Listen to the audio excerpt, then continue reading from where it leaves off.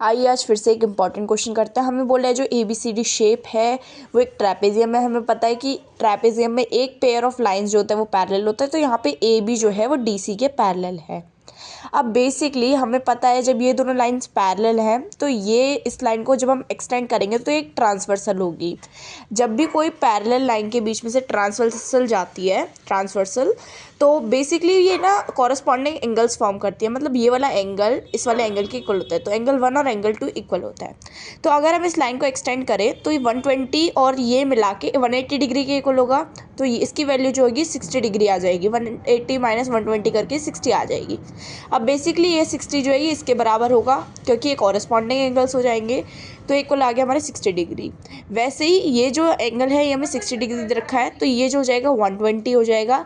इसी के अकॉर्डिंग ये वाला भी 120 डिग्री हो जाएगा।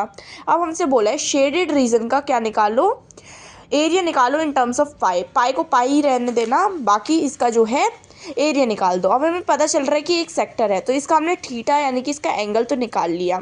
अब हमें इस वाले सेक्टर को और इस वाले सेक्टर का एरिया प्लस करना पड़ेगा। तो हम लिखेंगे इसका एंगल है 60/360 into pi r square plus इस वाले का एंगल कितना 120/360 इंटू में पाई आर स्क्वायर। 0 से 0 कट, 0 से 0 कट, 6 से 6 आ गया इधर। पाई की वैल्यू अब हम नहीं डालेंगे इसमें, 1/6 इंटू पाई इंटू आर की वैल्यू ये 60 डिग्री वाले ट्रायंगल में 6 ही थी, 6 इंटू 6, तो ये 6 से 6 कट जाएगा, ये 6 पाई आ जाएगा।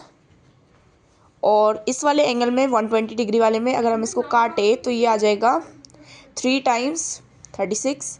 और ये देखिए प्लस करेंगे 3 into pi into r. R की वैल्यू यहाँ पे कितनी है 3 है, तो 3 इंटू 3, ये 1/3 है सॉरी।